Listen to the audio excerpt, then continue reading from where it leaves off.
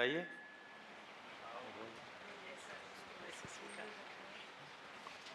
जो जैसा है उसको वैसे देखो, सुख की प्राप्ति।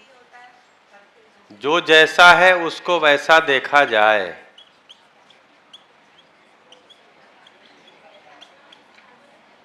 हाँ, बारी बारी से बोलिएगा। वैसा देखा जाए। और क्या बोले? सुख की प्राप्ति, निरंतर सुख की प्राप्ति।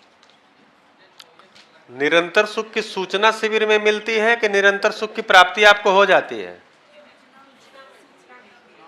ठीक है। उपाय निरंतर सुख। तो पहले तो सुख क्या है ये पता चलता है आपको कि नहीं पता चलता है? पहले तो यही पता चले, फिर ये सुख होगा कैसे।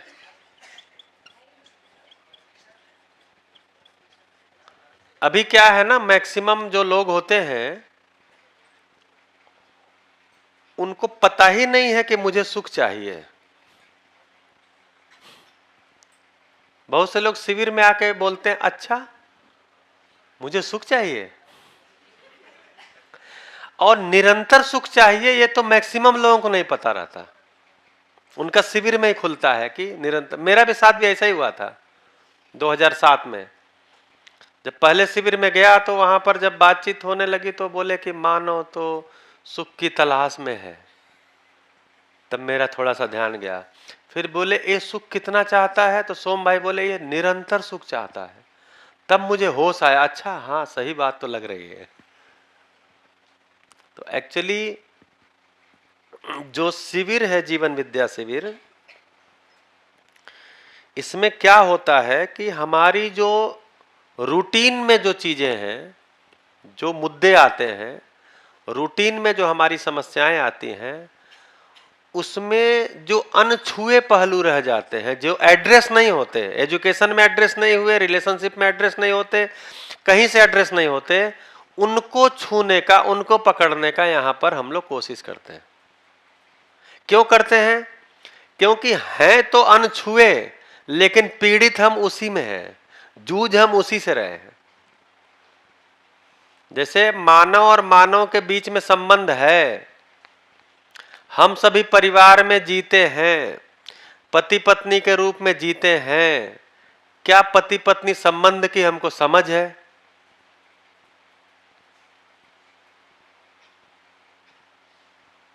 तो समझ नहीं है तो हम इस संबंध को झेलते हैं, फिर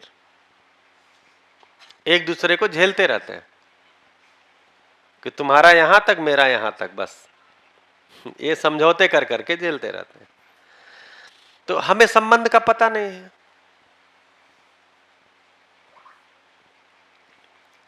माता पिता संतान को जन्म देता है तो क्या माता पिता संतान के बीच में संबंध उससे एड्रेस हो जाता है? उसको, बच्चे को माता पिता संतान पता है क्या होता है? माता पिता कौन होते हैं, क्या रिलेशन क्या है ये? या माता पिता को क्या पता है संतान के साथ मेरा रिलेशन क्या है? क्या केवल शरीर का रिलेशन है कि शरीर को जन्म दिया है? जैसे बच्चा मां के गर्भ से जन्म लेता है, ठीक, मां को इसीलिए नेचुरली वो पहचानता है, और पिता को बताना पड़ता है, बेटा पापा बेटा पापा बोलो पापा उसको बताना पड़ता है बार बार। ठीक है, तो पिता संबंध भी पहचानने का संबंध है,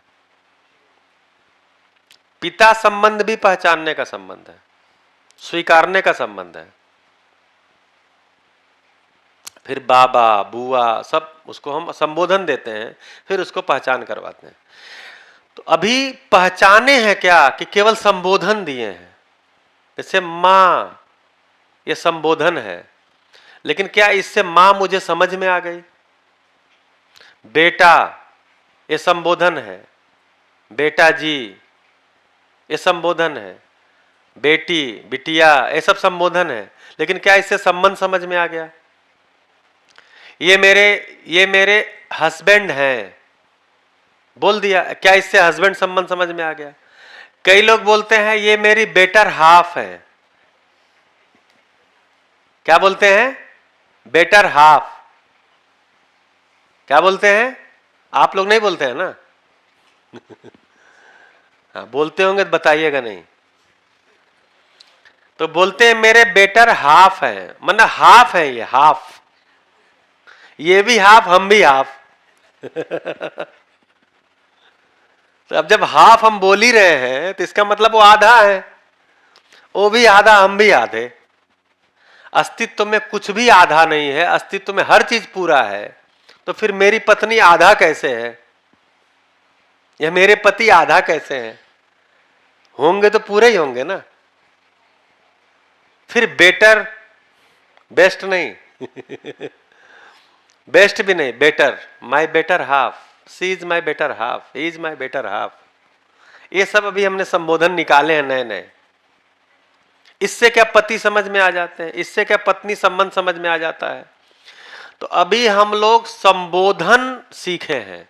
संबोधन, बच्चे को संबोधन सिखाया जाता है, संबंध सीखना बाकी है। इसीलिए आदमी के पास कितनी भी सुविधाएं हो जाएं, कितना भी पैसा हो जाए, कितना भी देश दुनिया घूम ले, कितना भी बड़ा उसका नाम हो जाए, अभी संबंधों में उसके रिक्तता है, संबंधों में ठीक से जी नहीं पाता है। पता नहीं चलता गियर कब बदल गया। एकदम अच्छे खासे से हंसी हो रही, तब तक पता चला झगड़ा होने लग गया। पता नहीं चलता कि ये कहां ये चूड़ी थी जो अपने आप घूम गई। तो चूंकि हम संबोधन को ही संबंध मान लिए, अभी संबंध पहचाने नहीं है। तो संबंध पहचानते हैं तो संबंध में जी सकते हैं। भाई इस पंखे से संबंध को हम पहचानेंगे तब तो पंखे के साथ जी पाएंगे कि इसका स्विच कहाँ है, ये बिजली से चलता है, ठीक है। अगर नहीं चलता है, अगर आवाज हो रही है, इसका मतलब इसमें कोई गड़बड़ी आ गई है, ये सब हम पहचानते हैं, ठीक है। और गर्मी में ही चलाना है, ये भी हमको पता है। अब ठंडी पड़ रही है, 7 डिग्री सेंटीग्रेड टेम्परेचर, और आप पंखा चला लीजिए, तो आप पंखे से संबंध को पहचाने हैं? नहीं पहचाने। तो हम आदमी के साथ संबंध को पहचान जाएं, ये हमारी उपलब्धि है, क्योंकि मानव का जन्म ही संबंध का प्रमाण है। मेरा जन्म ही, शरीर का जो जन्म हुआ है, ये भी संबंध पूर्वक हुआ है, किसी परिवार में हुआ है। उस परिवार से जुड़ा हुआ बहुत सारा संबंध होता है, ब्लड रिलेशन। संबंध कितने प्रकार के होते हैं? एक होता है खूनी और एक होता है नाखूनी। ब्लड रिलेशन ये खूनी है। जैसे पति पत्नी संबंध, ये खूनी है कि नाखूनी है? इसीलिए महिलाएं नाखून बढ़ाती रहती हैं। कि कब जरूरत पड़ जाए तो नाखूनी संबंध है। इसीलिए दिक्कत पति पत्नी संबंध में ज्यादा हो जाती है, क्योंकि वहां पर ब्लड रिलेशन भी आधार नहीं है। बाकी संबंध तो झेलने का एक आधार है कि चलो भाई मेरे ही खून के हैं, मेरा ब्लड रिलेशन है। पति पत्नी संबंध नहीं झेल पाते, कोर्ट कचहरी में ज्यादा मुकदमे अलग होने के पति पत्नी के ही जाते हैं। माता पिता और बेटे के बेटी के नहीं जाते कि नहीं अब आज से मैं इनका पुत्र नहीं हूं।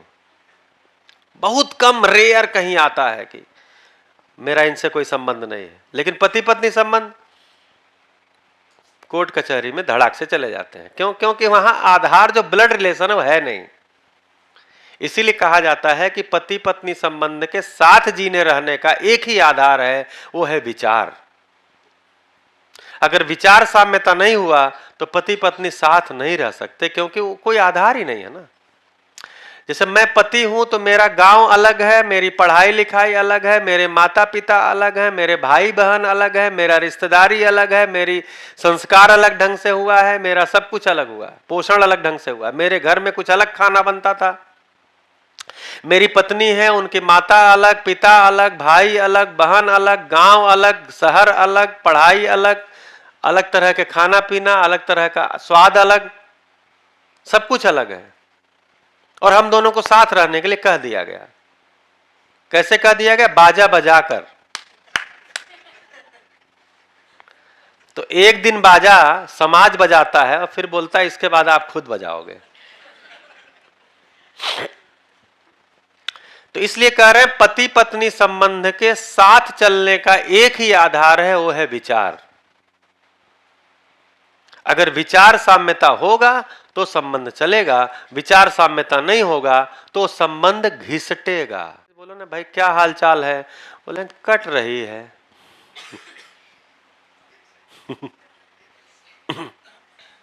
तो घिसटेगा, फिर वो हम एक दूसरे को झेलेंगे।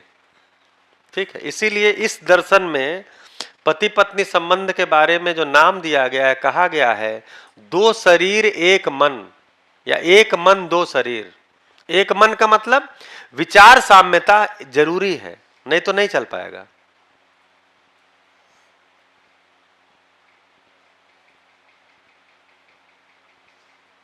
तो ब्लड रिलेशन का कितना दायरा होता है आपको पता है?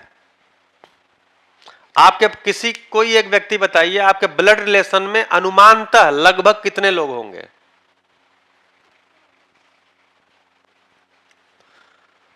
ब्लड रिलेशन में आपके कितने लोग होंगे? अनुमान, मोटा मोटी कुछ भी असेसमेंट। 50 लोग, 50 के आसपास।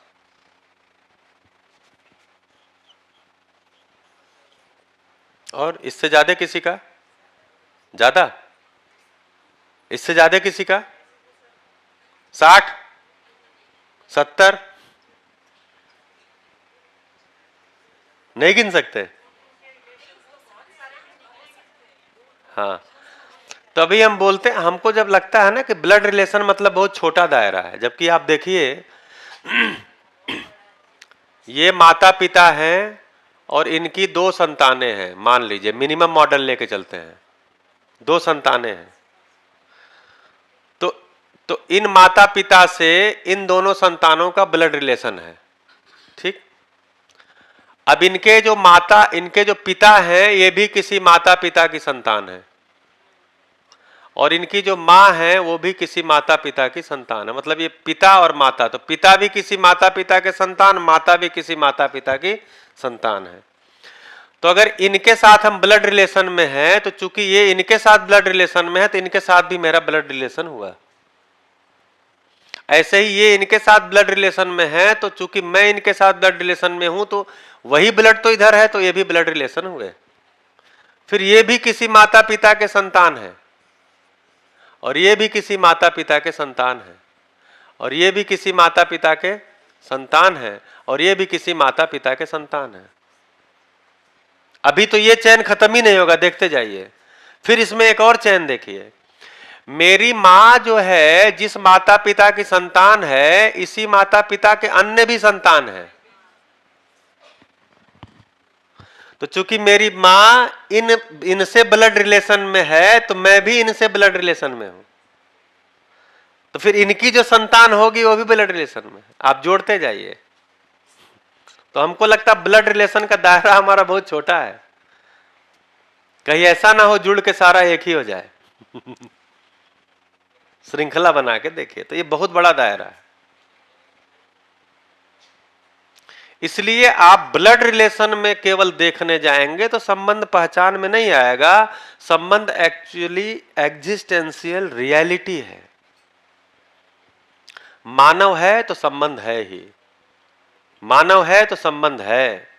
इसलिए संबंध से हम पीछा नहीं छुड़ा सकते, संभव ही नहीं है। क्या कर सकते हैं? क्या कर सकते हैं? जी सकते हैं। कैसे?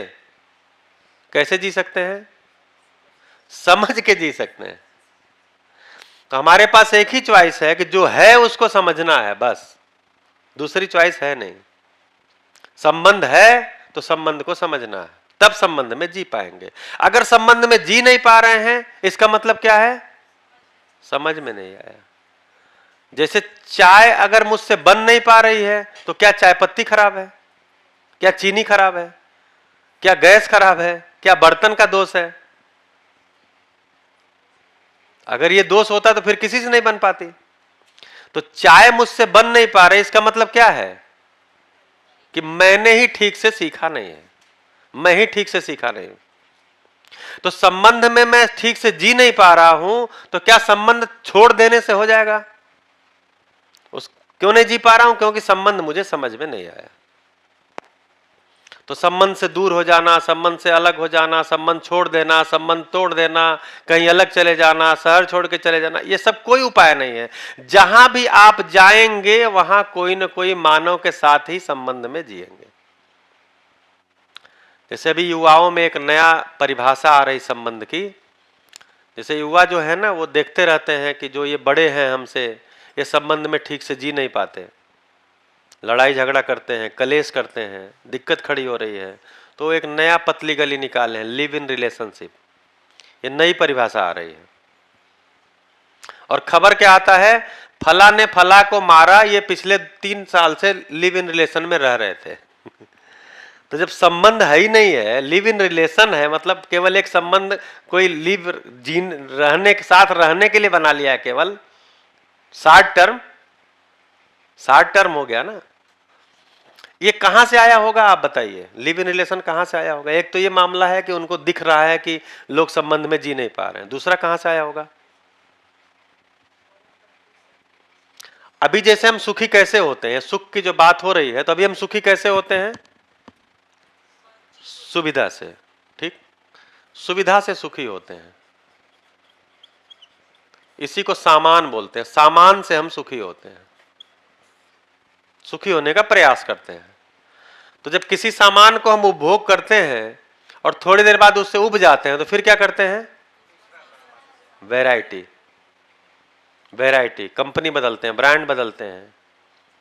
तो ऐसा करते हैं। ठीक है, सुविधा से सुखी, क्योंकि हमको लगता है इसी से हो जाएंगे। इसका इतना तगड़ा हमारा अभ्यास हो जाता है कि हम संबंध को भी सुविधा ही मान लेते हैं। तो अब संबंध में सुखी नहीं हो रहे तो क्या करें? बदल लें। गाड़ी बदल लिया, घर बदल लिया, कपड़े बदल लिए, खाना बदल लिया।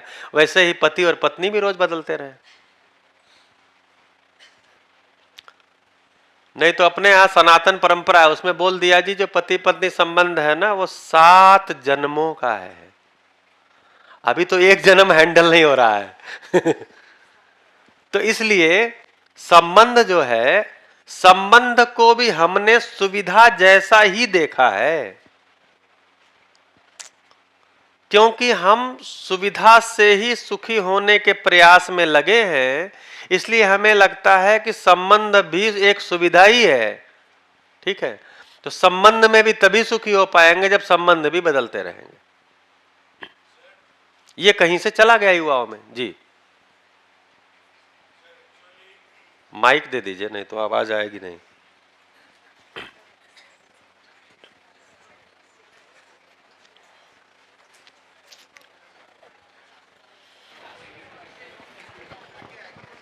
हाँ जी, Hello.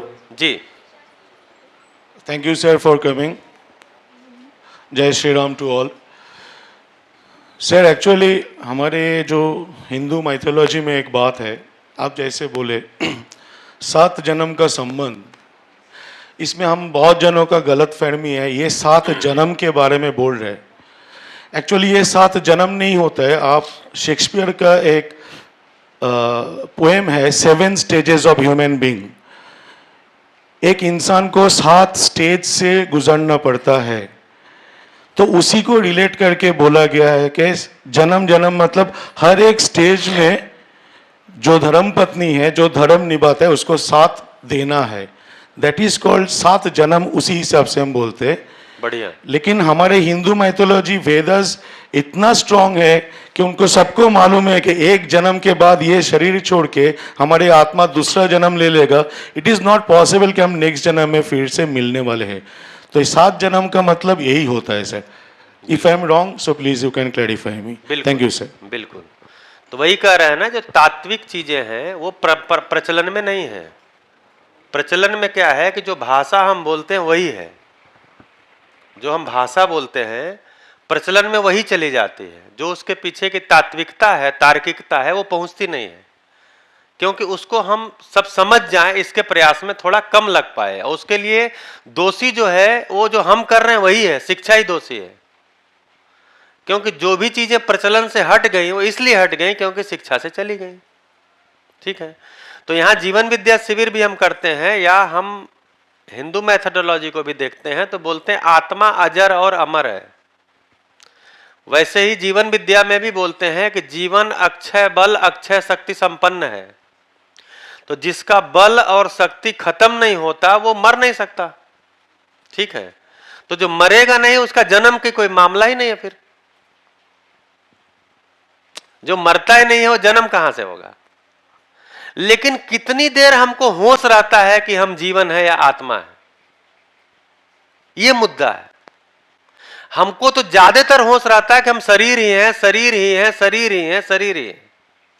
दूसरे को भी जब हम देखते हैं तो शरीर ही है, शरीर ही है, शरीर ही है, शरीर ही है, ऐसा देखते हैं।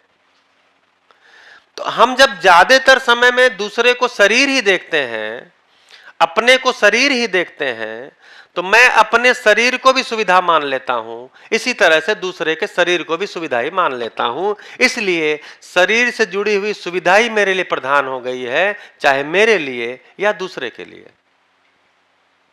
तो जैसे मैं सुविधा बदलता हूं वैसे मुझे लगता संबंध भी बदलता जाऊं, और ये बहुत तेजी से हो रहा है। मैं लगभग 15-20 हजार लोगों से जो शिविर लिया उसमें ज्यादातर यूथ आते हैं, उनका धीरे धीरे ना विवाह से भी डर लगने लगा है। तो विवाह से डरने लगा तब ऐसा विकल्प निकाले हैं। तो इसलिए इसका यह मतलब नहीं विवाह खराब है, इसका मतलब ये नहीं विवाह संबंध खराब है। तो वही चीज है कि चाय बनाना आया नहीं, इसका मतलब ये नहीं है कि चाय पत्ती खराब है, चीनी खराब है, दूध खराब है।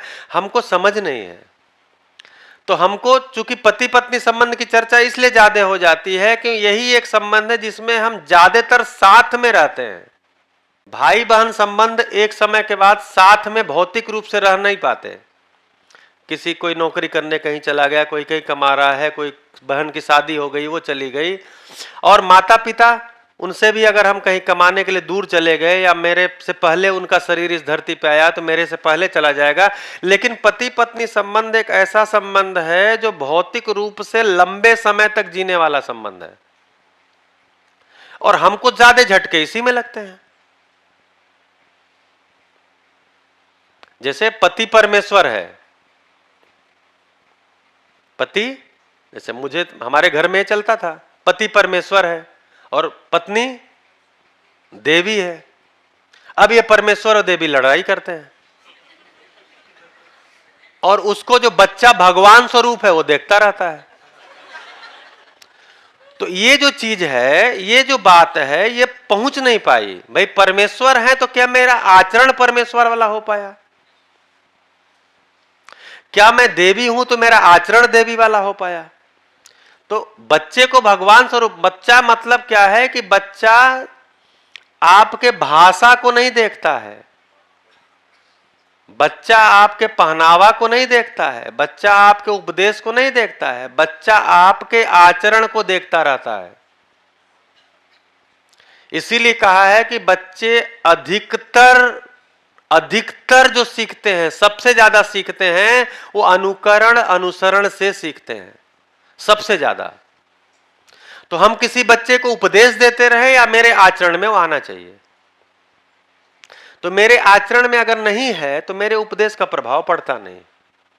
जैसे भाषा जो सीखता है बच्चा अपने परिवार में, तो जो भाषा उसके घर में बोली जाती है उसको अपने आप बिना ग्रामर का ज्ञान दिए हुए सीख जाता है।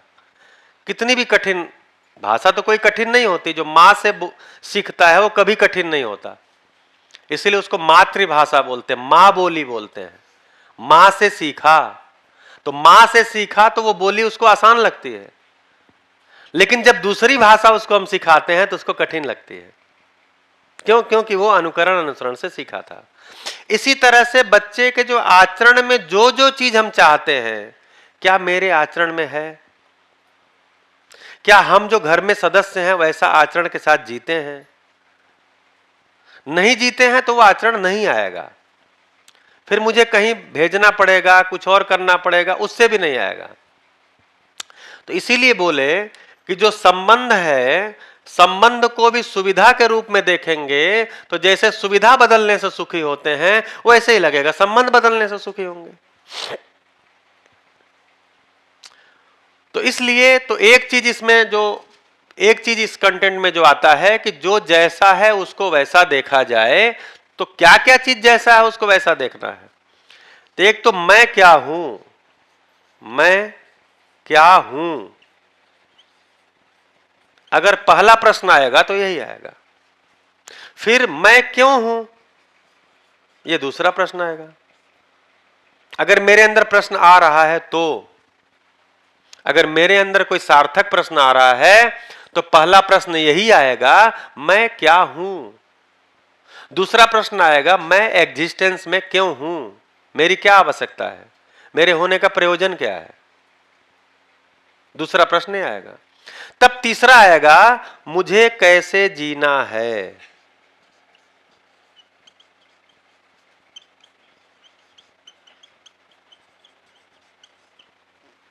अब जीना है तो किसके साथ, कैसे जीना, मतलब तो मानव के साथ कैसे जीना है और मानवेतर प्रकृति के साथ कैसे जीना है।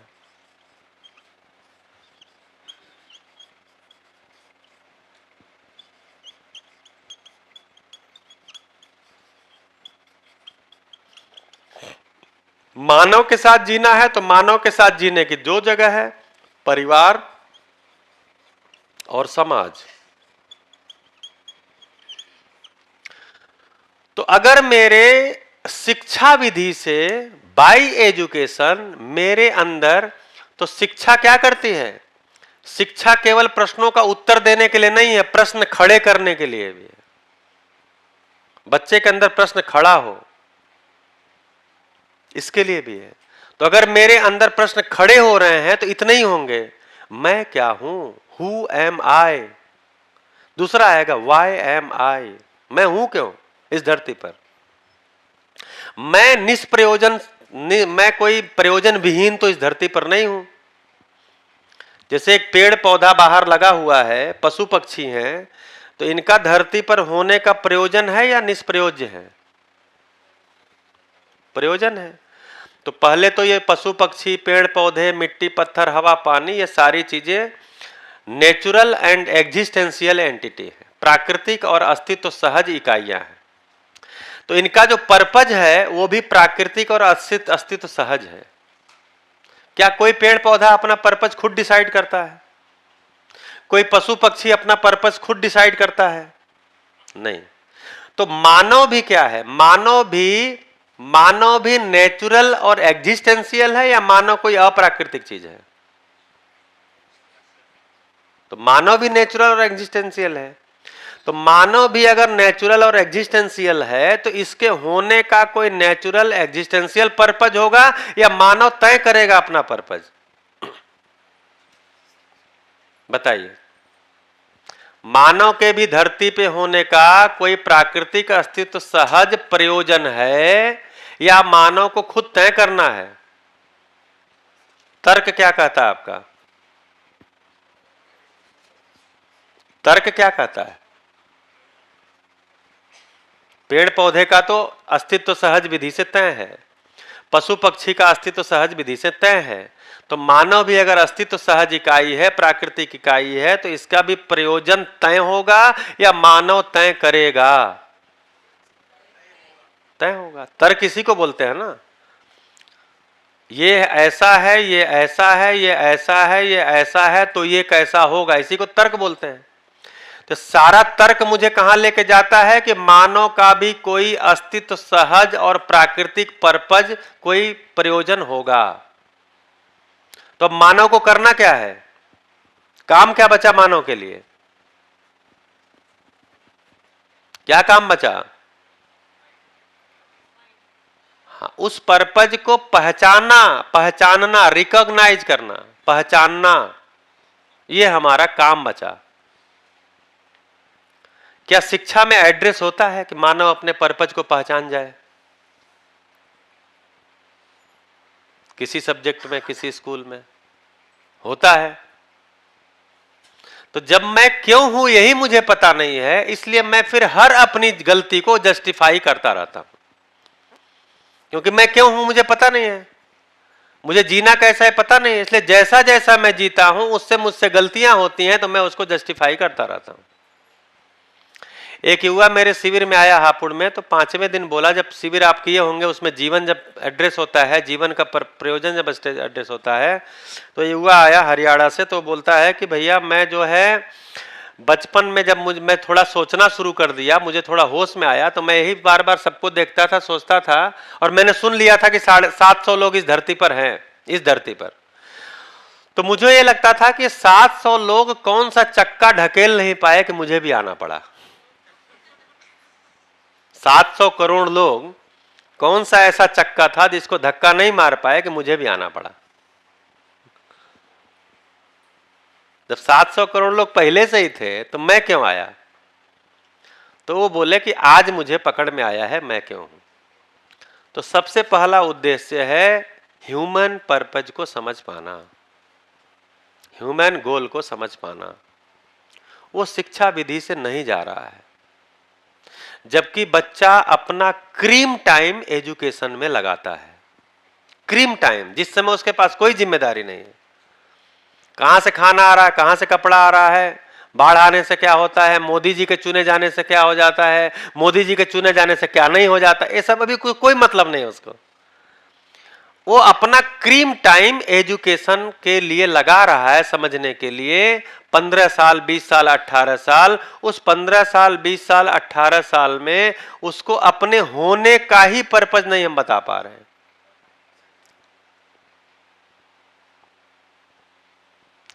तो प्रश्न के उत्तर भी पूरा नहीं मिल पा रहा है, और जो नए प्रश्न खड़े होने चाहिए थे वो भी नहीं हो पा रहे हैं। इसलिए अधूरेपन में हम शिक्षा से निकालते हैं। जैसे मैं अपने को देखता हूं तो मुझे तो उत्तर नहीं मिला, घर में भी नहीं मिला, जबकि मैं सनातनी ब्राह्मण परिवार से हूं। घर में पूजा पाठ बाकी सारी चीजें खूब विधिवत होती थी, लेकिन किसी चीज पे प्रश्न करने का राइट मुझे नहीं था। कि मेरे परिवार में बातें आदर्शवाद की होती थीं, बातें सब चर्चाएं अच्छी होती थीं, लेकिन मुझे ही कहा गया इस सारे चीजों का समाधान यह है आपको किसी तरह से पैसा कमाना है। ये मैं अपनी बात कह रहा हूं, मैं आपकी बात नहीं कह रहा हूं। तो जो मैं अपनी बात कह रहा हूं उस पर आप कैसे उंगली उठाएंगे कोई भी। तो मुझे हमेशा यही कहा गया, जैसे मेरे बाबा जी रामचरितमानस पढ़ते थे तो मैं उनके पास बैठता था 4 साल की उम्र से, इसीलिए मेरा नाम और श्रवण कुमार में वही रखे क्योंकि मैं सुनता था, ठीक है। तो लेकिन जब धीरे धीरे बड़ा हुआ और मैं कुछ समझने लायक हुआ तो उस समय मुझे यही कहा गया ये सब कुछ ठीक है लेकिन तुमको किसी भी तरह से पैसा कमाना। ये तो कहिए कि मेरे परिवार में मैं ही ऐसा हूं जो किसी भी तरह से पैसा कमाने में नहीं लगा, आज तक नहीं लगा। यहां तक कि जिस समय मुझे लगा कि सरकार की नौकरी भी जो करने में मुझे कुछ पीड़ा महसूस हो रही है कि मैं उतना कर नहीं पा रहा हूं, तो मैं उसको भी वीआरएस भी ले लिया, क्योंकि मैं किसी भी तरह से पैसा नहीं कमा सकता। लेकिन मेरे ही परिवार में, उसी परंपरा में जिन लोगों ने इसको ठीक से सुन लिया, तो मेरे बाकी भाई किसी भी तरह से पैसा कमा रहे हैं। ये मुझे नहीं स्वीकार हुआ। हाँ जी, तो मैं सभी से बात कर रहा हूं, तो ये मुझे ही नहीं स्वीकार हुआ। तो मुझे नहीं स्वीकार हुआ तो मैं कुछ एक्सप्लोर करूंगा कि नहीं करूंगा। भाई मानव के अंदर कल्पनाशीलता चलती है, तो मैं एक्सप्लोर करने के क्रम में लगा कि जो लोग हमारे साथ जी रहे हैं वो चर्चा तो अच्छी कर रहे हैं, लेकिन जीने का डिजाइन वो सुविधा के आधार पे खड़ी कर रहे हैं। वो मुझे व्यक्तिगत रूप से स्वीकार नहीं होता था। तो मैं कुछ एक्सप्लोर करूंगा कि नहीं करूंगा। तो मैंने एक्सप्लोर शुरू किया। एक्सप्लोर शुरू किया तो जितने भी संगठन थे, जैसे मैं 20 साल आरएसएस के साथ बिताया, काम किया जम के, योगी जी के यहाँ मंदिर में जाके बैठ के नाथ संप्रदाय में खूब चर्चा किया, ठीक है, क्योंकि मैं गोरखपुर का रहने वाला। वहां भी अधिकारियों से जब चर्चा करता था कि ये वाला जो आप बता रहे हो ये ठीक नहीं है, बोलते थे देखो आपको ठीक नहीं लगता, संगठन को ठीक लगता है, इसलिए आपको करना है। तो मैं बोलता था मुझे ठीक नहीं लगता था, क्यों करना है। तो ऐसे मेरे उत्तर मिलने नहीं मिलते थे। फिर मैं विपश्यना में गया, विपश्यना किया लगातार कई साल। तो विपश्यना में ध्यान पद्धति ठीक है, लेकिन प्रश्नों का उत्तर नहीं मिलता था। उसी में शिक्षा में काम कर रहा था, कैरिकुलम बना रहा था, टीचर्स ट्रेनिंग करा रहा था। उसमें ही मुझे मेरे एक मित्र जो आरएसएस के प्रचारक रहे हैं, वो हरिद्वार में जाकर रहते थे, उन्होंने कहा कि आपको एक यहाँ पर क्लास चलती है, उसमें बिल्कुल ही लॉजिकली, चूंकि आप साइंस के स्टूडेंट हैं, लॉजिकली सच्चाई को बताई जाती है, आप आ जाइए। तो मैं चला गया 2007 में। पहले शिविर में मुझे भी लगा कि ये तो मेरा जो कुछ भी जीने का अभ्यास है, इस पे हथौड़ा चला रहे हैं। तो मैं तो भिड़ गया सोम भाई से। तो सोम भाई बोले ठहर लो, थोड़ा सुन लो, आप एक बार जाके आप नागराज जी से मिल भी लो। वेद मूर्ति परिवार के से लिए हैं, साधना विधि से उन्होंने चीजों को पाने का प्रयास किया और फिर उसी में अध्ययन करके वो जो सच्चाई है उसको जैसे देखा वैसा बताया। फिर धीरे धीरे धीरे धीरे जब सेल्फ को समझने लगा तो लॉजिकली सेल्फ को भी बाकायदे क्लासरूम में समझा सकते हैं, सेल्फ के प्रयोजन को भी लॉजिकली क्लासरूम में समझा सकते हैं। हम न्यूटन के नियम को जब क्लासरूम में समझाते हैं तो नियम बताते हैं, उसका एप्लीकेशन बताते हैं। बाकी बच्चे का मन करता है तो न्यूटन के बारे में और चीजें वो खुद ढूंढता है। इसी तरह से हम जब लॉजिकली चीजों को यहाँ रखते हैं, उसके बाद उसको समझने का और एक्सप्लोर करने का जिसको मन करेगा वो जितनी भी उपलब्ध किताबें हैं सब पढ़ सकता है, कोई दिक्कत नहीं है। एक बार उसको लॉजिकली चीजों को देखना आ जाए, केवल मान के कि इसको मान लो कि ये टेलीस्कोप है, क्योंकि इस कुर्सी पे बैठा हूं मैं कह रहा हूं इसलिए मानो ये टेलीस्कोप है, ऐसे तो नहीं होगा ना। हम लॉजिकली देखते हैं तो कैमरा दिखता है, लेकिन जब हम उसको गहराई में जाते हैं और आपके कहने से नहीं मानते हैं, हम क्रिटिकली देखते हैं, तब पता चलता है नहीं नहीं ये है टेलीस्कोप, इसको नहीं कह रहे हैं। अगर ऐसी कोई चीज है तो टेलीस्कोप लेकिन कैमरे जैसी है, तब मुझे पता चलता है। तो इसीलिए जो चीज लॉजिकल है, जो चीज वेरीफाएबल है, जो चीज रेशनल है, जो चीज जीने योग्य है, जो चीज समझाने योग्य है, वही शिक्षा में, प्रक्रिया में, परंपरा में टिकती है। ठीक है, इसका मतलब ये नहीं किताब खराब है। जैसे हम जब बोलते हैं वसुधैव कुटुंबकम तो ये खराब थोड़ी है। यही तो आज ग्लोबल क्या बोलते हैं उसको, ग्लोबलाइजेशन नाम अलग कर दिया, ग्लोबलाइजेशन, और पूरी दुनिया एक गांव हो गई, सब बोल रहे हैं नहीं बोल रहे हैं, पूरी दुनिया एक विलेज है। इसी को हम बोलते हैं वसुधैव कुटुंबकम। इसके बोलने में कोई दिक्कत नहीं है, लेकिन मैं अगर बोलता हूं वसुधैव कुटुंबकम और मैं अपने परिवार में ही कुटुंब भाव से नहीं जीता तो फिर बोलने की जगह तो रह गया ना। इसका मतलब है नहीं बोलने में खराब है। भाई पूरी दुनिया परिवार हो जाए उससे सबसे ज्यादा सुखी मैं होऊंगा। मैं क्यों? क्योंकि मुझे कहीं भी दुनिया में जाना है तो मैं संबंध को लेकर भयभीत नहीं रहूंगा। वसुधैव कुटुंबकम अगर हो गया, पूरी दुनिया परिवार के रूप में मुझे स्वीकार हो गई, तो उसका सबसे बड़ा फायदा मुझे मिलेगा, क्योंकि मैं पूरी दुनिया में कहीं भी जाऊंगा तो मुझे परिवार जैसा ही फीलिंग आएगी। लेकिन मैं बोलता हूं और अपने परिवार में ही परिवार भाव नहीं है, अपने पड़ोसी के साथ नहीं है, तो अब क्या हो गया? तो कामना अलग चीज है, प्रयास अलग चीज है। तो करना क्या है कि जैसी कामना है वैसा ही प्रयास भी शुरू हो जाए, कामना के अनुरूप ही प्रयास शुरू हो जाए, जीने का प्रयास शुरू हो जाए। और जब भी हम जीने जाएंगे तो दो ही जगह है जीने की, दूसरे मानव के साथ और मानवेतर प्रकृति के साथ। दूसरे मानव के साथ जीने जाते हैं तो परिवार में जीते हैं और समाज में जीते हैं। अगर हम कह रहे हैं कि प्रकृति भी ईश्वर का स्वरूप है, प्रकृति भी भगवान का बनाया हुआ है, तो क्या भगवान के बनाए हुए चीज को बिगाड़ने का हमारे पास अधिकार है? नहीं है। लेकिन आज हम मिट्टी खराब कर दिए, आज हम पानी खराब कर दिए, आज हम हवा खराब कर दिए। आने वाली पीढ़ी के लिए हम कुछ भी स्वच्छ दे के जा नहीं रहे हैं, संबंध भी अच्छा दे के नहीं जा रहे, हवा भी अच्छा दे के नहीं जा रहे, पानी भी अच्छा दे के नहीं जा रहे, मिट्टी भी अच्छा दे के नहीं जा रहे, खाना खा रहे हैं बाजार से खरीद के, हमको डर लग रहा है। ऐसे संबंधों में हम जी रहे हैं, तो फिर कामनाएं अच्छी रख के करेंगे क्या अगर शिक्षा विधि से प्रयास उस दिशा में नहीं हुआ तो कुल मिला के हम सभी मिलजुल करके जो भी हमारी कामना है उसमें हम प्रयास भी शुरू कर दें अपने अपने तरह से। यहां केवल सच्चाई को लॉजिकली एक फ्रेम में रखा जा रहा है। इस सच्चाई को आप दूसरे तरह से लॉजिकली रख सकते हैं तो कोई दिक्कत थोड़ी है, लेकिन कब करेंगे, कब करेंगे? अभी तो पूरी दुनिया युद्ध के मुहाने पर खड़ी है। अभी युद्ध इसलिए नहीं हो रहे क्योंकि हर आदमी परमाणु बम बना के रख लिया है, नहीं तो मानसिकता तो युद्ध वाली है। वो घर से शुरू है, घर में लड़ाई, बाजार में लड़ाई, सरकार में लड़ाई, सीमा पे लड़ाई, यही तो दुनिया कर रही है। तो सारी शिक्षा बढ़ने के साथ, जैसे अपना देश 1947 में आजाद हुआ, अंग्रेजों से आजाद हुआ, उस समय अपने देश में पढ़े लिखे लोगों की प्रतिशत कितना था? किसी को पता है? किसी ने गूगल वगैरह किया है कभी? तो उस समय 12 से 17% लोग ही पढ़े लिखे थे, केवल 12 से 17%।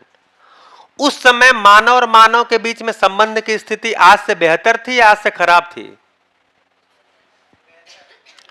प्रकृति आज से बेहतर थी कि आज से खराब थी? बेहतर। भ्रष्टाचार मानसिकता आज से बेहतर थी कि आज से खराब थी? भय में जीना, आज ज्यादा हम भय में हैं या उस समय ज्यादा भय में थे? और पढ़े लिखों की संख्या 12% से बढ़ के 76% हो गई। यानी हम 12% से 76% लिटरेट लोग निकाल लिए, पढ़े लिखे लोग निकाल लिए, सर्टिफिकेट के साथ निकाल दिए, लेकिन भ्रष्टाचार मानसिकता बढ़ी, टूटन बढ़ा, परिवार के साथ जीने की अयोग्यता बढ़ी, प्रकृति में असंतुलन बढ़ा, मानव को ठीक से देख नहीं पा रहा है। मेरे पिताजी बताते हैं कि जब वो छोटे थे, या मैं भी तो 47-48 साल का हो ही गया हूं, तो कहीं वीराने में जा रहे हैं, वहां अगर कोई आदमी दिख जाता था तो बड़ी हमें संतुष्टि हो जाती थी। आज वीराने में जा रहे हैं और आदमी दिख जाता है तो हमारा डर बढ़ जाता है। यहां हम पहुंचे हैं। जो महिला किसी परिवार में 20 साल, 22 साल, 23 साल, 25 साल, 26 साल तक बिताई है, वहां के संबंधों को अच्छे से जी है, उन संबंधों को पहचानती है, उन संबंधों में उसने समय भी बिताए हैं, आज वही महिला अपने उसी मायके में अपने बच्चे को अकेला छोड़ के आने को तैयार नहीं है। साथ जाती है, साथ लेके आती है। मैं तो बचपन में अपने ननिहाल में 1 साल रह के अकेले पढ़ा था। यह है हमारे संबंधों की दशा, यह हमारे संबंधों में विश्वास की स्तर। तो हमने सुविधा पे काम किया है, संबंध को पहचानने पे काम नहीं किया है, संबंध में तृप्तिपूर्वक जीने का काम नहीं किया है। क्यों नहीं किया है? क्योंकि एजुकेशन में है ही नहीं है, एक भी पीरियड नहीं है, एक भी मिनट चर्चा नहीं है। परिवार में भी चर्चा नहीं है। परिवार में भी टेलीविजन है, मोबाइल है, सामने रिमोट है, 500 चैनल हैं। कुछ लोग दिन भर रिमोट से चैनल ही बदलते रहते, देखते कुछ नहीं है। ऐसा नहीं हमारे पास टाइम नहीं है, मोबाइल में पूरे दिन हम लगे रहते हैं। हमारा क्वालिटी टाइम जिसमें हम कुछ एक्सप्लोर कर सकते थे, हमारा मोबाइल लेके जा रहा है। दिन प्रतिदिन हम वो टाइम लुटा रहे हैं। ऐसा नहीं हमारे पास टाइम नहीं है। तो अगर परंपरा में, जैसे गाड़ी आज के पहले जब बुलेट थी और एसडी गाड़ी थी डबल साइलेंसर वाली, आवाज भी खूब करती थी, धुआं भी खूब उगलती थी, पेट्रोल भी खूब पीती थी, 1 लीटर में 20 किलोमीटर चली जाए तो बहुत बड़ी बात थी। हम उसको लेकर संतुष्ट नहीं हैं। हमने उसमें टेक्नोलॉजिकल इंप्रूव किया और आज ऐसी गाड़ी बना दी है कि 1 लीटर में 100 किलोमीटर जाती है। और अब तो ऐसा बना दिए कि पेट्रोल की जरूरत ही नहीं है। तो टेक्नोलॉजी में हम इंप्रूव चाह रहे हैं, लेकिन जीने के मॉडल में हम इंप्रूवमेंट नहीं ला पाए। इसके लिए क्या करें? जी में इंप्रूव करते गए, जीने के मॉडल और नीचे जाता गया। एक भी संबंध, पढ़े लिखे लोगों की उपलब्धि क्या है, पढ़े लिखे लोग उपलब्धि है स्वयं में तनाव इसके साथ जी रहे हैं। तनाव में ज्यादा पढ़े लिखे लोग ज्यादा रहते हैं या कम पढ़े लिखे लोग ज्यादा रहते हैं? आप जांच सकते हैं, अपने को छोड़ के दूसरे को जांचिए। परिवार में कलेश ये हमारी पढ़ाई लिखाई के बाद उपलब्धि है कि एक भी संबंध हम गिला शिकवा शिकायत मुक्त नहीं जी पा रहे हैं। समाज में भय, पढ़ाई लिखाई के बाद सारी सुविधाएं बढ़ने के बाद समाज में भय बढ़ रहा है, ये हमारी उपलब्धि है। प्रकृति में असंतुलन, सारी चर्चा के बाद, सारी पढ़ाई लिखाई के बाद, सारी डिग्रियां बढ़ने के बाद, हर गांव में 2-4 पीएचडी मिलेंगे, इसके बाद प्रकृति में असंतुलन बढ़ रहा है, जितना था उससे कई गुना ज्यादा बढ़ गया है। तो चर्चा की जाए कि न की जाए? और केवल चर्चा करके छोड़ दिया जाए या कोई विकल्प भी दिया जाए? नहीं तो चर्चा कर करके छोड़ते रहिए। टीवी में बहस होता है, 3-4 पैनलिस्ट बैठते हैं, 1 घंटा चर्चा करते हैं, निष्कर्ष कुछ भी नहीं आता, डिजाइन कुछ भी नहीं निकलता। तो अगर ये स्थिति बढ़ी है पढ़ाई लिखाई के साथ, पढ़े लिखे लोगों की संख्या बढ़ने के साथ, तो इस पे चर्चा किया जाए कि न किया जाए, और चर्चा किया जाए तो इसका विकल्प दिया जाए कि न दिया जाए। कि प्रतिदिन अभी हम शिक्षा में बहुत ज्यादा बदलाव नहीं कर सकते, हमारी हैसियत ही नहीं है। क्यों? इंटरनेशनल संस्थाएं हर देश की शिक्षा पे नजर गड़ाती हैं, हमारे यहाँ के पढ़े हुए युवा को पूरी दुनिया नौकरी देती है, इसलिए हम अपने यहाँ की शिक्षा अपने अनुरूप डिजाइन ही नहीं कर सकते, हमारे पास मुश्किल है, पूरी शिक्षा भी नहीं बदल सकते। लेकिन कुछ अभ्यास, छोटा अभ्यास प्रतिदिन हम डाल सकते हैं, जिससे कि बच्चे के साथ हम उस पर बात कर सकें। जैसे हम राष्ट्रीय गान गाते हैं, राष्ट्रगान सभी को याद है, क्या आप बैठ के कभी याद किए थे? आप रटे थे कभी बैठ के? नहीं। क्यों याद हो गया? क्योंकि प्रतिदिन अभ्यास किया है। वैसे ही कोई एक कंटेंट, कोई एक छोटा सा कंटेंट हम शामिल करा सकते हैं क्या? सरकार की सहमति से, जनता की सहमति से, अभिभावकों की सहमति से, क्योंकि अभिभावक ही विद्यालय चलाता है। सरकारी स्कूल भी अभिभावक चलाता है, बच्चे ना भेजे तो कौन स्कूल उसको बोलेंगे आप? और प्राइवेट स्कूल तो 100% अभिभावक चलाता है, फीस भी वही देता है। तो अभिभावकों की सहमति से, अभी तो क्या होगा, आप कोई बदलाव करने चाहिए, अभिभावक ही नाराज हो जाएंगे, बोलेंगे नहीं नहीं ये क्या कर रहे हैं, मैंने आपके यहाँ बच्चा मैथ फिजिक्स केमिस्ट्री पढ़ाने के लिए भेजा था, ये क्या विश्वास सम्मान पढ़ा रहे हैं आप, ये इसके लिए हम फीस देते हैं आपको? बोल दिया तो क्या करेंगे? इसलिए सरकार की सहमति से, विद्यालय समाज की सहमति से, अभिभावकों की सहमति से क्या हम कोई ऐसा छोटा सा कंटेंट ला सकते हैं जिसकी शुरुआत, इसकी शुरुआत देखेंगे तो इसकी शुरुआत हम लोगों ने सबसे पहले किया था छत्तीसगढ़ में 2005 में। रमन सिंह जी की सरकार थी, उन्होंने चेतना विकास मूल्य शिक्षा नाम से 1ली से 8वीं तक की किताब लिखवाई थी, जो आज भी चल रही है, और लगभग 1000 टीचर को 6-6 महीने का इसका अध्ययन करवाया था, जिससे कि इसको पढ़ा सके। उसके बाद दूसरा अवसर हमें दिया था महाराष्ट्र में, पृथ्वीराज चौहान जो कि कांग्रेस के थे, उनकी सरकार ने अवसर दिया था, हम लोगों ने वहां पे काम किया। आप INSAT impact study of INSAT program 2012, ये एनसीईआरटी के वेबसाइट पे रिपोर्ट पड़ी, उसको पढ़ेंगे तो उसमें इस कंटेंट का, चेतना विकास मूल शिक्षा का जो इंटरवेंशन किया गया था, उसका क्या इंपैक्ट आया उसमें लिखा हुआ है। उसमें लिखा है शिक्षकों के व्यवहार में काफी बदलाव देखा गया है, बच्चों के आवेश में काफी बदलाव देखा गया, डिसिप्लिन के मुद्दे काफी हल हुए, सब लिखा हुआ है। फिर उसके बाद 2015-16 में दिल्ली में सरकार ने हमें परमिशन दिया, तो हम दिल्ली में काम किए। उसके बाद उत्तराखंड सरकार ने परमिशन दिया, तो उत्तराखंड में आनंदम पाठचर्या नाम से काम चल रहा है। 2021 में उत्तर प्रदेश की योगी आदित्यनाथ सरकार ने अनुभूति पाठचर्या, जब मैं मिला और उनको कन्विंस किया, तो ये अनुभूति, वहां के अधिकारियों के साथ बात हुआ, तो अनुभूति पाठचर्या के नाम से वहां शुरुआत हुआ काम चल रहा है। नेपाल तक खबर गई तो नेपाल में बोले हमें भी चलाना है। तो नेपाल में एक नगर पालिका में इस पाठ्यक्रम को मैं अकेले ही उसमें बनवा रहा हूं, पहली से 8वीं तक, हमरो खुशी आवर हैप्पीनेस के नाम से, वो वहीं के लोग लिख रहे हैं। तो जितने लोगों ने सुना है उनको नीड लगती है, वो किस पार्टी के हैं, किस विचारधारा के हैं, किस देश के हैं, कौन सी भाषा बोलते हैं, ये मुद्दा नहीं है। मैं देखा हूं कि जहां भी इस प्रस्ताव को रखने गया अपने अंदर का गैप तो महसूस होता है और इसकी नीड महसूस होती है। तो ये एजुकेशन में क्या है, हम बात करके 2 घंटा 3 घंटा उठ जाएं, इससे हमको अच्छा लग जाएगा थोड़ी देर, बस। उसके बाद क्या करेंगे? उसके बाद तो समाज में वही है, सुविधा संग्रह, सुविधा संग्रह, सुविधा संग्रह, सुविधा से सुखी होना, सामान से सुखी होना। माहौल तो इसी का है, माहौल तो इसी का है, वातावरण तो इसी का। और इतना जबरदस्त वातावरण है कि ये हमारा 2-3 घंटे का ज्ञान सेकंडों में उड़ जाता है, सेकंडों में उड़ जाता है। इसलिए इसके अभ्यास की जरूरत है, अभ्यास की आवश्यकता है, पर डे अभ्यास की आवश्यकता है, प्रतिदिन।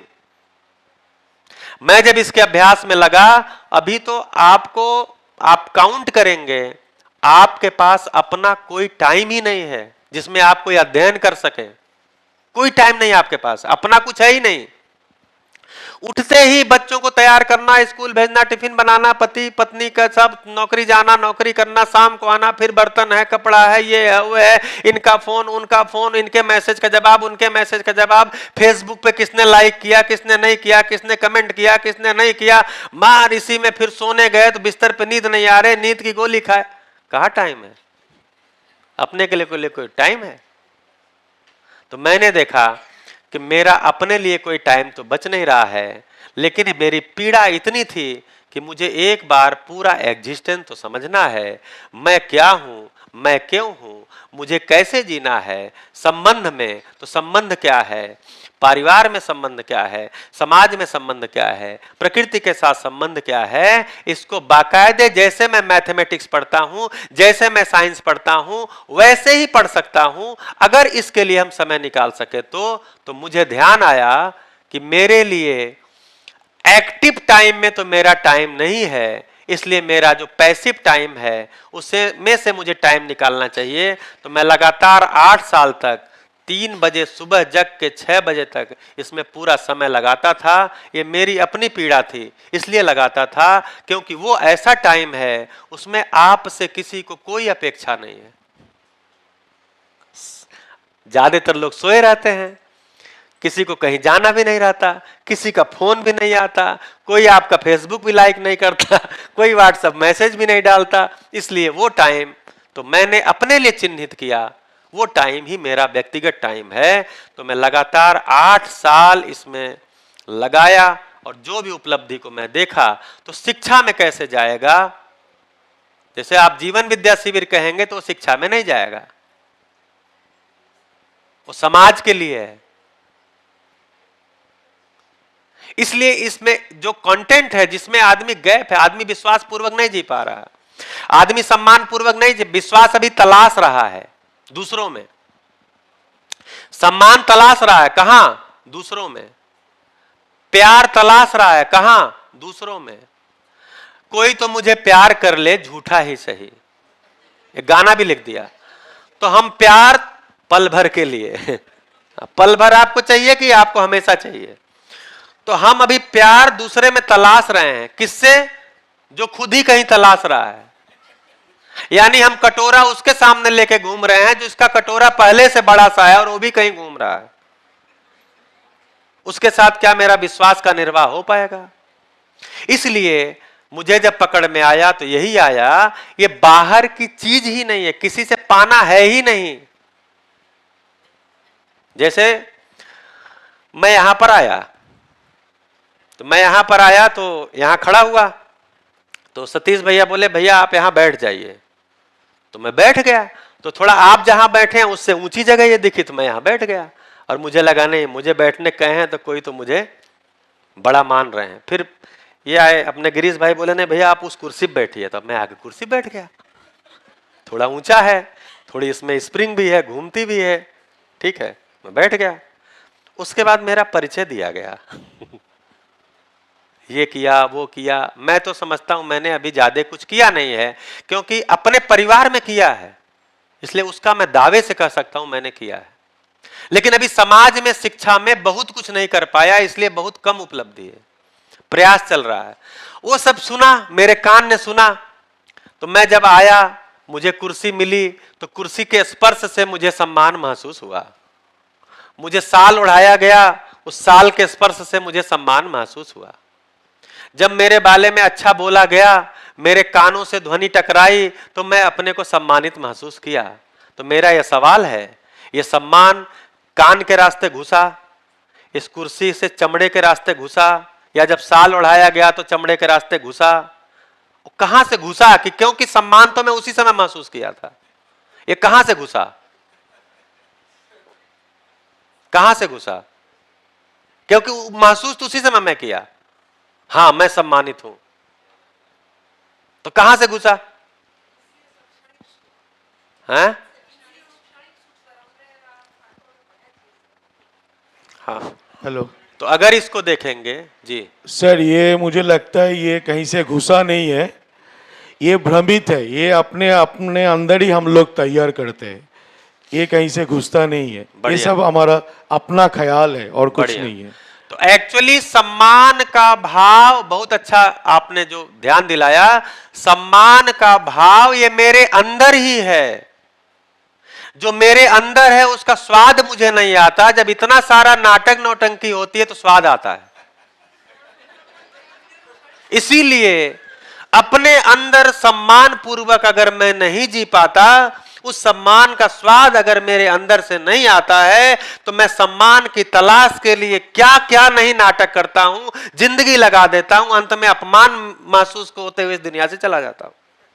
तो ये कभी नहीं होगा, ये बाहर से आता ही नहीं है, काम करना होगा। इसीलिए हम लोग जो कैरिकुलम करते हैं, इसकी पेडागॉजी में एक्सप्लोर, एक्सपीरियंस एंड एक्सप्रेस, ये मॉडल है। हम कहानी सुनाते हैं, गतिविधि कराते हैं, उसके माध्यम से कुछ चीजों को बच्चा एक्सप्लोर करता, अपने अंदर ही भाव को पहचानता है। फिर उसको हम घर का काम भी देते हैं, ये कहानी सुना के आइए, इन प्रश्नों का उत्तर लेकर के आइए, वो एक्सपीरियंस करता है। फिर उससे कहते हैं अब बताइए। तो ये 3 पेडागॉजी है हमारी। पेडागॉजी तो एक्टिविटी, स्टोरी और एक्सप्रेशन, ये माइंडफुलनेस, ये सब है। लेकिन इसके माध्यम से हम एक्सप्लोर, एक्सपीरियंस और एक्सप्रेस कराना चाहते हैं, जिससे कि बच्चा अपने अंदर ही जो है उसको पहचान ले। और इसको 8वीं तक कराते हैं। तो आज जो बच्चा 1 में है, वो जब 8वीं तक प्रतिदिन इस अभ्यास के साथ जाएगा तो सवाल ही नहीं है। तर्क क्या कहता है? जो चीज, एक गलत चीज का अभ्यास होता है वो नहीं छूटता, ये तो सही चीज का अभ्यास है। एक गलत अभ्यास हो गया, जैसे कोई अगर बाएं हाथ से लिखना शुरू कर दिया और आज तक बाएं हाथ से लिख रहा, नहीं छूटता, फिर दाहिने से नहीं लिख सकता, उसको गलत अभ्यास बोल देते हैं। हालांकि मेरे हिसाब से वो गलत अभ्यास नहीं है। मैं भी बचपन में बाएं हाथ से लिखता था, दूसरी क्लास तक मैं बाएं हाथ से लिखा था। फिर मुझे एक योग्य टीचर मिले जो मार मार के हाथ पे मार के मुझे दाहिने हाथ से लिखवा दिए। तो एक गलत अभ्यास, जैसे कुछ लोग अपने जबान में बार बार गाली निकाल देते हैं, ये अच्छा अभ्यास है, गलत अभ्यास है? गलत अभ्यास है। लेकिन वो पड़ गया, वो छूट ही नहीं रहा। तो अगर गलत अभ्यास नहीं छूट रहा है, जो हो गया, तो सही का अभ्यास कैसे छूट जाएगा? नहीं छूटेगा। इसी तर्क के साथ, इसी भरोसे के साथ, इसी आश्वस्ति के साथ हम लोग ये काम करते हैं, हम लोग ये काम करते हैं। तो अब स्वयं में तनाव मुक्ति, परिवार में कलेश मुक्ति। अभी परिवार में कलेश का कारण क्या होता है?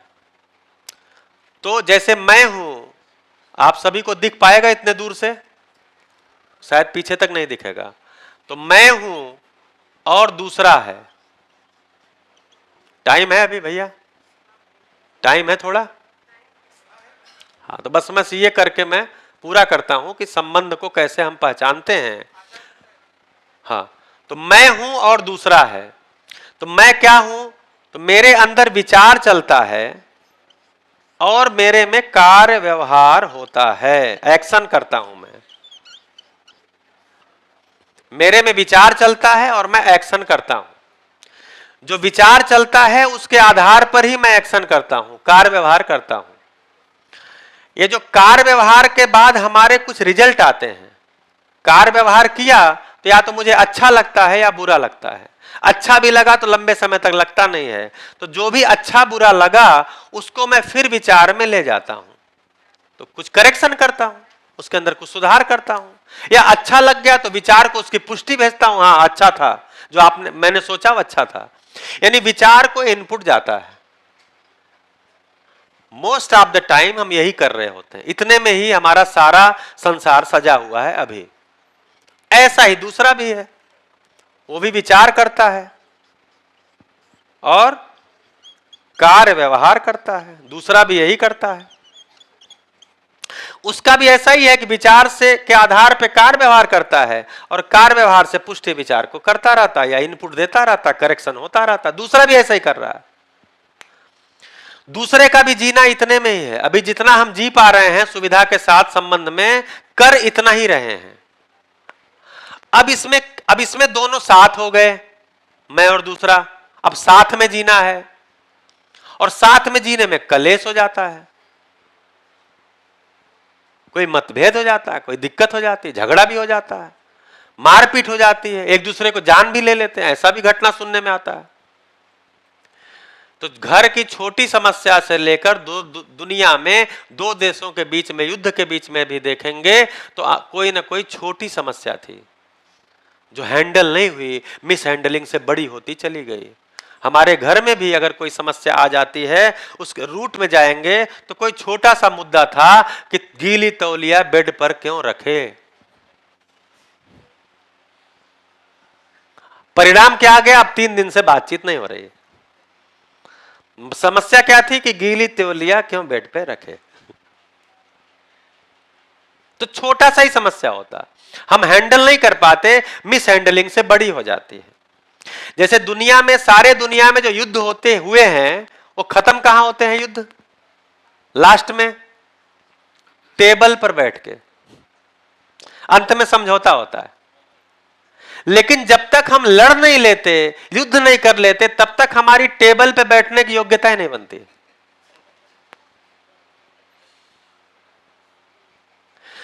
तो अब हम साथ साथ हैं और हमारे बीच में संबंध में हार्मनी नहीं होता। कारण क्या है? कारण यह है कि मेरे विचारों का स्रोत कोई और है, दूसरा जो है उसके विचारों का स्रोत कोई और है। जैसे मेरे विचार जहां जहां से आ रहे हैं इनपुट है, दूसरे का वो इनपुट नहीं है। और जो मेरे विचार हैं इसको मैं बहुत बड़ा मान के रहता हूं, दूसरा भी अपने वाले विचार को बहुत बड़ा मान के रहता है। अच्छा, मान के रहना भी कोई दिक्कत नहीं है। मेरे पास कोई विचार है बहुत बड़ा, उसमें कोई दिक्कत नहीं, लेकिन तुम भी मानो मेरे वाले को, नहीं तो नहीं पटेगा। यहां आके दिक्कत हो जाती।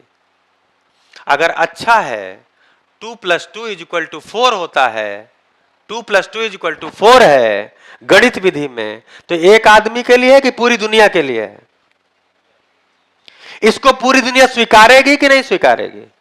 कि नहीं जी केवल डीसा वाले स्वीकारेंगे, पालनपुर वाले नहीं स्वीकारेंगे? ऐसा तो होगा नहीं, क्योंकि 2 + 2 सत्य है। तो वैसे ही अगर विचार मेरा अस्तित्व सहज है, जीने योग्य है, समझाने योग्य है, तो उसको सब स्वीकारेंगे ही।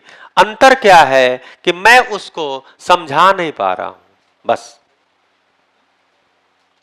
लेकिन जब समझा नहीं पाता तो मनवाने लग जाता हूं जबरदस्ती, वहां आके कलेश हो जाता है।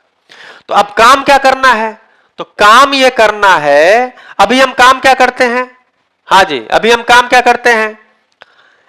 दूसरे के कार्य व्यवहार को देखते रहते हैं, अपने नहीं, दूसरे के कार्य व्यवहार को देखते रहते हैं, उसके आधार पर उसके विचार का अनुमान लगाते रहते हैं। नहीं नहीं नहीं, इसने ये किया है ना, इसके पीछे ये सोचा होगा। आप कभी भी नहीं जान सकते कि दूसरा क्या सोचा होगा, कभी भी नहीं, ये नियम ही नहीं है। ये नियम ही नहीं है कि मैं जान जाऊं कि आप क्या सोच रहे हैं। अगर ये नियम होता तो फिर सभी एक दूसरे के विचार जानते रहते। अच्छा, मेरे अंदर क्या चल रहा है आपके बारे में, वो तो बताता मैं कम हूं लेकिन अगर आप जान जाए मेरे अंदर क्या चल रहा है तो दो आदमी तो और नहीं जी पाएंगे। ठीक है, इसलिए ये नियम ही नहीं है कि आप दूसरे के विचार को जान पाए। लेकिन हम क्या करते हैं, कार्य व्यवहार को देख देख के अनुमान लगाते रहते हैं, ये ऐसा सोचा होगा, ये ऐसा सोचा होगा। दूसरे को बताते हैं इसने जो ये किया है ना, इसके पीछे ये सोचा होगा, ये पक्का है, ये मुझे पता है। ऐसा हम करते रहते हैं। दूसरा भी यही कर रहा होता है, वो भी मेरे विचारों को, कार्य व्यवहार को देख देख करके मेरे विचारों का अनुमान लगा रहा होता है। इसी में सारी खिचड़ी पकती है, इसी में गाड़ी टकरा जाती है, जबकि ये हम कर नहीं सकते। आदमी के पास एक ही मौज है जो प्रकृति प्रदत्त है, मिला हुआ है, वो ये मौज है, हर आदमी स्वयं पर काम कर सकता है, यही उसके पास मौज है। दूसरी कोई मौज है ही नहीं। दूसरा उसको प्रस्ताव केवल दे सकता है, बस कहीं आपका ध्यान दिला सकता है, बस। करना क्या है ये आप ही तय करेंगे। तो दुनिया का मतलब पूरी धरती पे, इस धरती पे, दूसरी धरती पे, अन्य धरती पे कहीं भी मानव होगा, उसके पास एक ही मौज है, वो खुद पे काम कर सकता है। यानी ये समझना, ज्ञान संपन्न होना, ये नितांत व्यक्तिगत कार्यक्रम है। इसके लिए प्रस्ताव उपलब्ध होने चाहिए, क्योंकि प्रस्ताव ही नहीं रहेगा तो मैं काम नहीं कर सकता। तो प्रस्ताव मिल सकते हैं, प्रपोजल मिल सकते हैं, काम खुद को, आपको अपने ऊपर ही करना है। तो अब इसमें काम क्या करना होगा, मुझे ही अपने विचारों को देखना होगा, दूसरे को भी विचारों को देखना होगा। विचारों में साम्यता होने से व्यवहार में साम्यता होती है, व्यवहार बदलते रहने से विचार में साम्यता नहीं होती।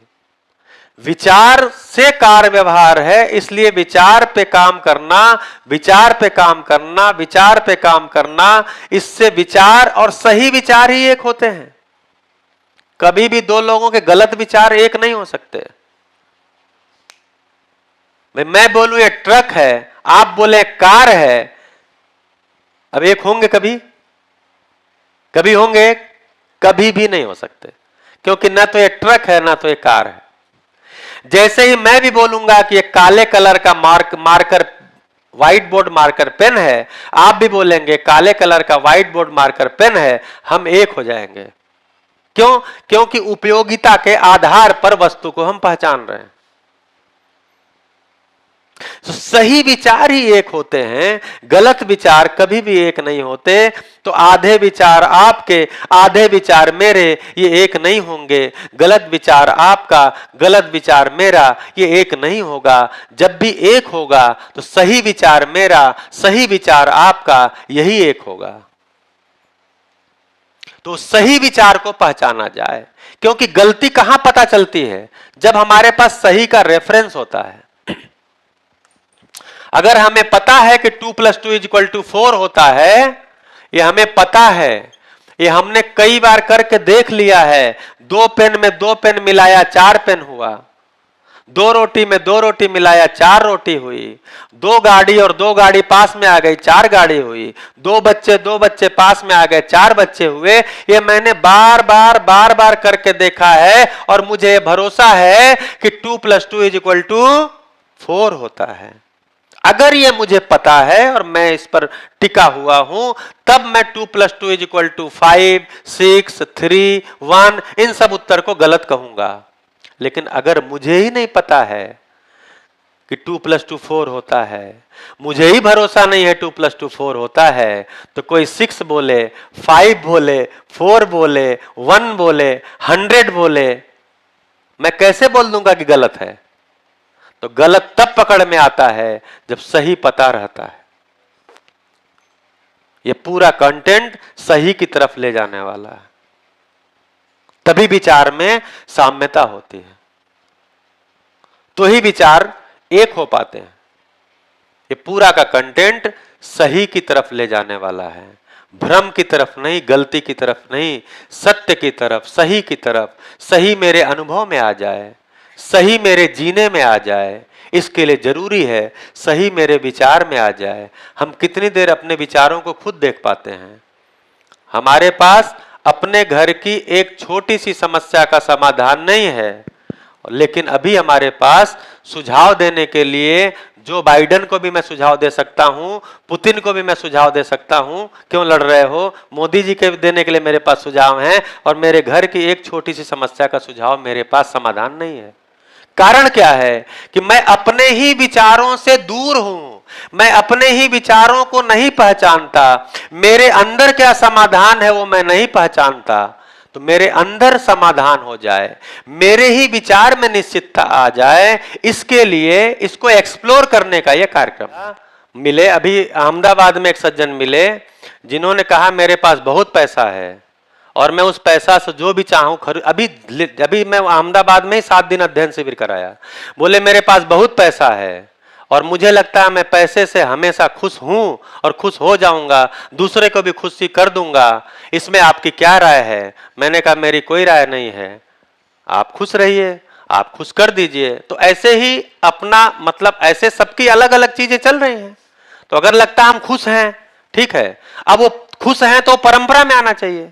जैसे एक बुजुर्ग आए, वो बोले कि मेरे बच्चे सब बढ़िया से कमा रहे हैं, मेरे खेती बाड़ी से मेरा अनाज आता है, मेरे खेती बाड़ी से मेरा अनाज आता है, तो मैं उसको भरोसे से खाता हूं क्योंकि मेरे खेत का अनाज है। अभी वो भी इसी शिविर में आए थे। फिर और मेरे सब बच्चे अच्छी काम कर रहे हैं, कोई लिफ्ट बना रहा है, कोई लिफ्ट की मैन्युफैक्चरिंग कंपनी, वो सारा बताने लगे ऐसा ऐसा है, और अब मेरे जिम्मे करने के लिए कोई भी काम नहीं है, आपका क्या राय है? तो मैंने कहा आपका जब बेटे के बेटा या बेटी जब घर से निकलते हैं, बाहर समाज में जाते हैं, तो आपको भय होता है कि नहीं होता है? बोले नहीं नहीं वो तो है। हमने कहा वो वाला काम अभी आपका बचा हुआ है। आप बहू कहां से लाएंगे पोते के लिए? आप दामाद कहां से लाएंगे? आपका घर अच्छा हो गया इससे थोड़ी आपका उत्सव होगा। आप सांस कहां, हवा बाहर प्रकृति में ही लेंगे या अपने घर में एयर प्यूरिफायर लगा के 24 घंटे पड़े रहेंगे? बोले नहीं, प्रकृति में लेंगे। तो वैसे ही अपनी भागीदारी मानव तय करता है कि मुझे कुछ सत्य समझ में आया है, वो परंपरा में कैसे आए। तो आप मतलब आपके लिए नहीं कह रहा हूं, किसी के लिए भी लगता है कि जो मेरी समझ है वो पूरी है, कंप्लीट है, और मुझे लगता है उसका उत्सव मेरे परिवार में आए, उसका उत्सव समाज में आए, क्योंकि मैं निकलूंगा तो समाज में, जीऊंगा तो प्रकृति में। जैसे मेरे जैसा आदमी जो इस सब कंटेंट के लिए एक भी पैसा नहीं लेता, फिर लोग बोलते हैं आप क्यों ये सब काम करते हैं, क्या जरूरत है आपको? तो मुझे बढ़िया गाड़ी चलाने आती है, मैं सारे नियम का पालन करता हूं, मैं सारे ट्रैफिक रूल को जानता हूं, मेरे पास वैलिड लाइसेंस है और मैं एग्जाम दे के लाइसेंस बनवाया हूं। इससे थोड़ी निश्चित होगा कि मेरा एक्सीडेंट नहीं होगा, इसलिए निकलता हूं। और मेरा जो भरोसा है कि मानव सत्य को स्वीकारता है, क्योंकि हर मानव सही की तलाश में ही है, गलती से गलती करता रहता है, भ्रमवश गलती करता रहता है। तो आपके लिए तो बहुत बड़ी योजना है कि अपने परिवार में, अपने समाज में खुद को मल्टीप्लाई करें। मैं अच्छा हूं तो उसका सुख मेरे परिवार को मिले, मैं अच्छा हूं उसका सुख पूरे समाज को मिले। क्यों? क्योंकि समाज सुखी होगा तो मेरा सुख सुनिश्चित होता है, मेरे सुखी होने से मेरा सुख सुनिश्चित नहीं होता। अगर समाज में व्यवस्था नहीं है, समाज में भय है, मैं कितना भी समाधान में हो जाऊं, मैं तनाव मुक्त हो जाऊं, मेरे परिवार में कितना भी व्यवस्था हो जाए, समाज में भय है, मेरा जीना कैसे होगा? प्रकृति में असंतुलन है, मेरा जीना कैसे होगा?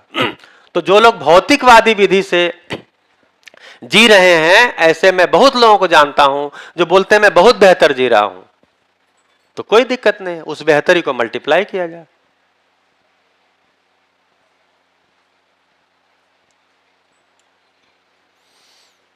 तो क्योंकि मानव तो जन्म से ही ज्ञान की तलाश में है। जब जब उसको कहा जाता है आप बहुत समझदार हो तो खुश होता है। आप बहुत सुंदर हो, आपका पद बहुत बड़ा है, आप देखने में अच्छे लगते हो, आपका कपड़ा अच्छा है, इससे वो रोमांचित होता है। लेकिन अगर कोई कहे नहीं आप बहुत समझदार हो, तब मानव समझदार होना चाहता है, तो मैं अगर समझदार हो गया हूं या मुझे लगता है मुझे कोई समझ का कंटेंट मिल गया है। भाई न्यूटन जब सेब को पेड़ से गिरते हुए देखे थे तो ऐसा थोड़ी है कि उसी दिन सेब नीचे गिरा था, उसके पहले सेब ऊपर जाता था, उसके पहले भी सेब नीचे गिरा था, लेकिन उसके नियम को पहचानने में न्यूटन लगा और एक नियम सबको बताया। तो न्यूटन का नियम नहीं है वो अस्तित्व का नियम है, उसको न्यूटन ने पहचाना है।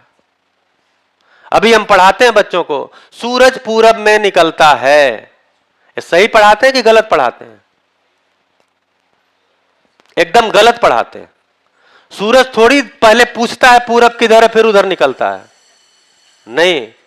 तो पढ़ाना सही क्या होगा? अभी हम क्या क्या चीजें गलत पढ़ाते हैं, अगर मैं चर्चा करूंगा तो पूरा दिन जाएगा। सूरज जिधर से निकलता है इस धरती, मतलब अपने यहां या पूरी धरती पर सूरज जिधर से निकलता है उसको हम लोगों ने नाम दिया है पूरब। तब हम बच्चे को नियम पहचानवा पाएंगे, सत्य बता पाएंगे। बोलते हैं कि धरती 24 घंटे में अपनी धुरी पर एक चक्कर लगा देती है। जैसे लगता है धरती पहले घड़ी देखती है फिर चक्कर लगाती है। पढ़ाने से तो ऐसे ही जाएगा। नियम क्या है? धरती अपनी धुरी पर जितने देर चक्कर लगा देती है उसको हम लोगों ने 24 पार्ट में बांटा है, उस एक पार्ट को हम 1 घंटा बोलते हैं। यह सही पढ़ाना है, यह सही की तरफ ध्यानाकर्षण करना है। दिन का विलोम रात होता है। अब दिन का विलोम रात है या दिन का पूरक रात होता है? पुरुष का विलोम स्त्री होती है। ये पूरक है कि विलोम है? ऐसे हम देखेंगे तो भैया हम सत्य से दूर ले जा रहे हैं बच्चों को। एक बार नियम जो होगा वो सबके लिए होगा। तो न्यूटन का नियम नहीं है, उस नियम अस्तित्व सहज है, न्यूटन उसको पहचाने।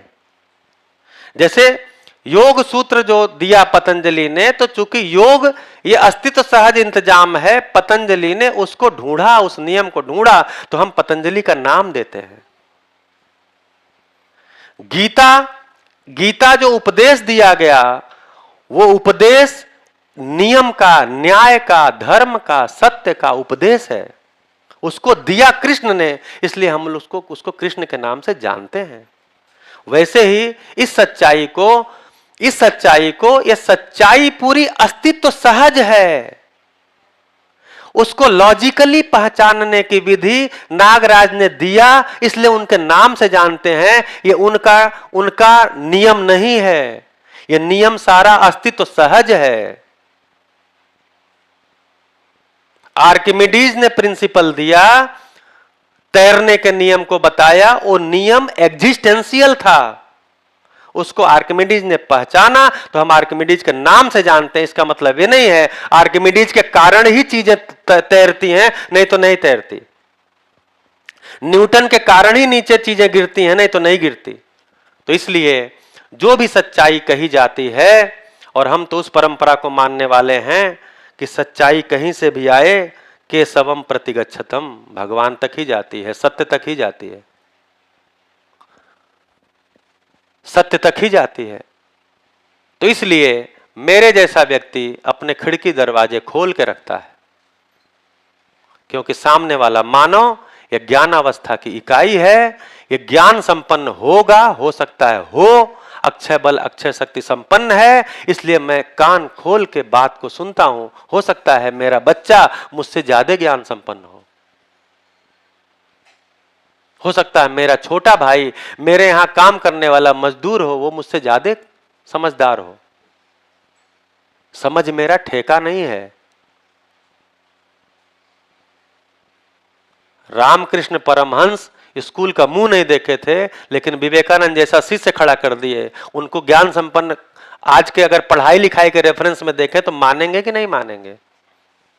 इसलिए ज्ञान किसके पास है, ज्ञान संपन्न कौन है, इसका अनुमान हमको भी नहीं है। इसलिए मेरे जैसा आदमी तो खिड़की खोल के रखता है, दरवाजे खोल के रखता है। ठीक है, ठीक है, बाहर से कोई हवा आए ना आए ये तो हम बंद कर सकते हैं दरवाजे खिड़की, लेकिन रोशनदान तो खोल सकते हैं कि गर्म हवा बाहर निकल जाए। इतना तो कर सकते हैं। तो कुल मिलाकर के मानव अगर ज्ञान के लिए काम नहीं करेगा तो क्या काम करेगा वो? क्योंकि वो तो जब से जन्म लिया तब से समझना ही चाहा है। मम्मी ये लाइट क्यों जल रहा है, पंखा क्यों चल रहा है, ये कौन थे, ये क्यों आए थे, ये क्यों खाना है, इसके खाने से क्या होगा। बचपन से प्रश्न पे प्रश्न, प्रश्न पर प्रश्न, इससे टेंडेंसी दिखती है कि मानव ज्ञान की तलाश में है। तो ज्ञान के लिए काम नहीं करेगा तो किसके लिए करेगा? दूसरा काम ही नहीं है मानव के साथ। बाकी तो खाना पीना निकालना है केवल, क्योंकि शरीर के माध्यम से ही ज्ञान होना है। शरीर में इंद्रियां हैं जिनको ज्ञान इंद्रिया बोलते हैं, तो शरीर के माध्यम से ज्ञान होना है। इसलिए शरीर को जिंदा बनाए रखना, इसके लिए हमको कुछ सुविधा चाहिए, इसके लिए साधन चाहिए। लेकिन शरीर ही मेरा सब कुछ है ऐसा नहीं है। इसलिए और ज्ञान जब तक मेरे अनुभव में नहीं आता तब तक वो ज्ञान नहीं है। तो तब तक मुझे यात्रा करनी है जब तक वो ज्ञान मेरे अनुभव में नहीं आता।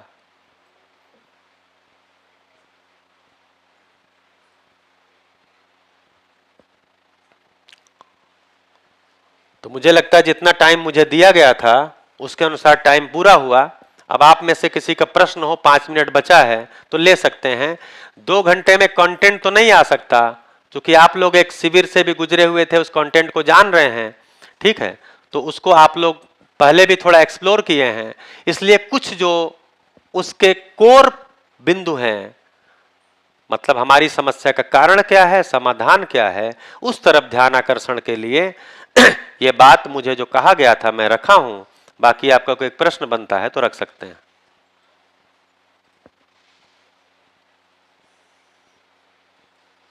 हाँ जी,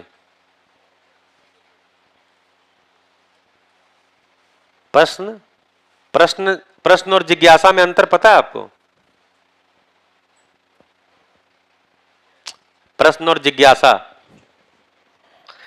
तो जिज्ञासा होती है समझने के अर्थ में और प्रश्न होता है मूल्यांकन के लिए। जैसे हम बच्चे का एग्जाम लेते हैं वो प्रश्न है, लेकिन बच्चा जब हमसे कुछ समझने के लिए करता है वो जिज्ञासा है। ठीक है, तो आज की सभा में आप लोगों ने समय दिया और एंजल स्कूल ने एक अवसर दिया आपके सामने बात करने के लिए। तो मैं आप सभी के प्रति आभारी हूं कि आप अपना समय दिए। ठीक है, बात कितनी पहुंची है वो तो समय जितना जितना हम अध्ययन करते हैं, क्योंकि हम ज्ञानावस्था की इकाई हैं और ज्ञान से कम में हम तृप्त भी नहीं होते हैं। ज्ञान से कम में हम तृप्त भी नहीं होते हैं। कुछ भी कर लें तृप्त हम ज्ञान से ही होंगे, ये नियम है। नियम से अलग कुछ भी नहीं होता। धरती घूमने का नियम है, वो ऐसा ही घूमेगी, हमारे कुछ कर देने से उसमें नहीं बदलेगा। तो वैसे अस्तित्व सहज नियम देखेंगे तो मानव ज्ञान अवस्था की इकाई है। ज्ञान संपन्न जब तक नहीं होगी तब तक उसको अतृप्ति बनी रहेगी, तब तक उसके अंदर आवेश भी बना रहेगा। आवेश आ रहा है इसका मतलब ज्ञान नहीं है, इस बात की सूचना है। इसको जितना जितना मैं पहचानता हूं उतना उतना अपनी ज्ञान संपन्नता के लिए लगता हूं। यह अस्तित्व सहज नियम है। इसके लिए हम सभी प्रयास कर रहे हैं। आप सभी का सहयोग, आप सभी की प्रेरणा कम से कम मेरे तक बनी रहे, जिससे कि मैं जिसको ज्ञान की अंतिम उपलब्धि है उसको पा जाऊं। नमस्कार, धन्यवाद।